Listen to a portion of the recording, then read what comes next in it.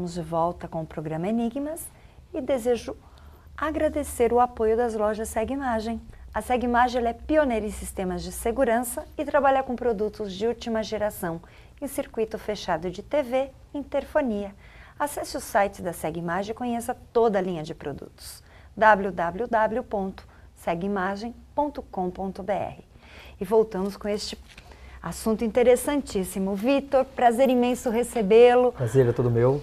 Eu gostaria, bem, no primeiro bloco você falou um pouco da teoria, né, dentro da filosofia. E a teologia? Vamos falar de religião, né, porque o Papa aí, né, esteve aqui no nosso país, ele fala sobre isso, né?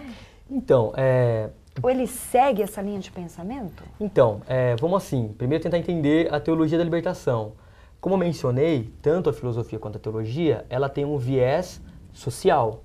Elas se apoiam em doutrinas filosóficas, até mesmo a teologia, ela se apoia em doutrinas filosóficas de esquerda, ou seja, que pensa mais na questão social, na questão do ser humano como um ser humano, né? No Brasil, nós temos um grande expoente nesse tipo de pensamento, que é o Frei Beto. Tá? Certo. Fica a dica, tem o site do Frei Beto também, para quem quiser buscar e conhecer um pouquinho mais, né? E só para vocês terem mais ou menos uma ideia da aproximação que existe da religião com o movimento social, eu queria falar duas frases do Frei Beto. Por favor. Posso? Claro. Então a primeira ele fala assim, ó: no Evangelho, Jesus diz que ninguém tem mais amor do que aquele capaz de morrer pelo próximo. Nesse sentido, Che Guevara foi um santo, né? E a outra frase é: para passar o Brasil a limpo nas eleições deste ano, é preciso primeiro tirar a limpo a história dos candidatos, pois a cabeça pensa onde os pés pisam. Então, para vocês terem um pouco a noção do pensamento dessa teologia da libertação, de que ela realmente pensa na religião, grosso modo, tá?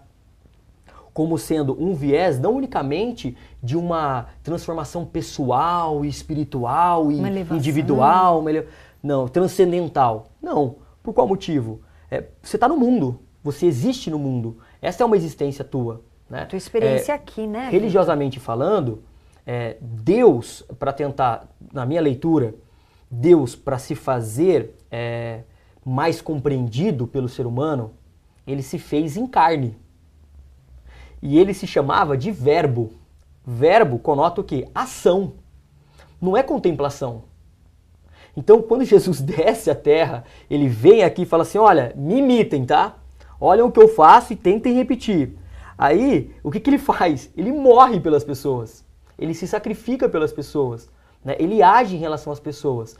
Nesse sentido, eu penso em resumir, eu busco resumir todo o cristianismo em uma única lição.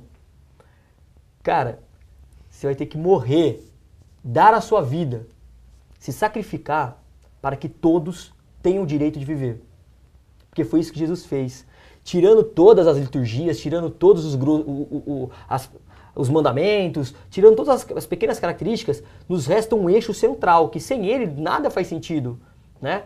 Que é o quê? Você deve morrer pelo próximo, né? No sentido de se sacrificar a sua vida pelo próximo, para que todos possam viver. E como é esse sacrifício, Vitor? Me fale.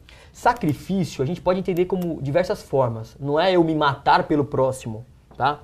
Sacrifício é o despender da minha vida, eu dar a minha vida em direção ao próximo.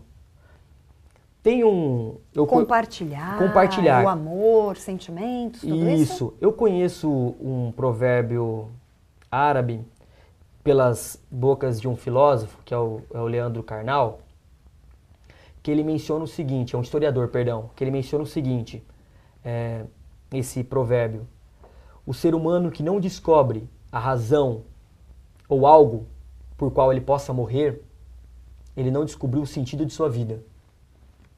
Porque ele não descobriu algo que seja tão forte em sua vida, que ele fala assim: não, por isso eu me entrego. Eu entrego o meu tempo, eu entrego todos os meus dias em direção a isso. Né? É nesse sentido que o sacrifício acontece. Não é que assim, então o cara tá ali, eu vou tomar um tiro por ele, eu vou me matar por ele. Não é nesse sentido. É no sentido de você despender de fato seu tempo, despender de fato sua vida em direção a isso, a essa transformação. Que é o amor Que também. é o amor, é fraterno. E aí, na minha opinião, a teologia da libertação é a parte mais pura da religião. Porque quando você pensa que Jesus desceu à terra, ele foi em direção a quem? A todos que eram oprimidos, aos leprosos, aos ladrões, às prostitutas. Ele não foi em direção aos que já eram elevados, muito pelo contrário, elevados que eu digo socialmente. Sim. Então, hoje você tem muitas vezes uma religião que prega como religião que você é bom se você for um bom empreendedor, se você ganhar bem, se você for... Pagar para a igreja? Isso tá um pouco fora da minha concepção, né? E o Papa, que lhe fazendo o link, né? Dei tantas Por voltas, favor. me desculpe. Imagina. O Papa, eu não conheço a história de vida dele, eu ainda estou começando a observar agora.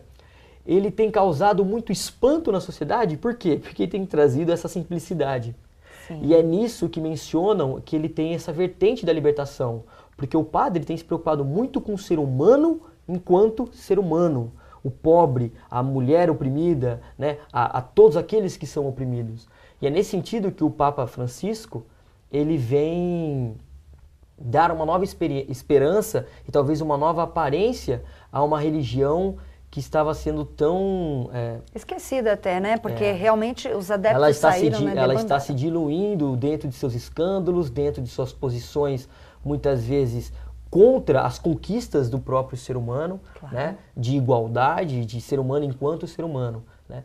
Então, assim, eu acho que tanto a teologia da libertação, né, e tanto a filosofia da libertação, elas são extremamente válidas. Não são a mesma coisa, tá? Obviamente, porque a teologia da libertação ela tem um viés religioso e a filosofia da libertação ela tem um viés mais racional, de análise da sociedade através do pensamento, dos conceitos. Né? Então elas têm uma diferença, porém ambas têm esse foco final, que é o quê? A transformação da sociedade em um ambiente melhor.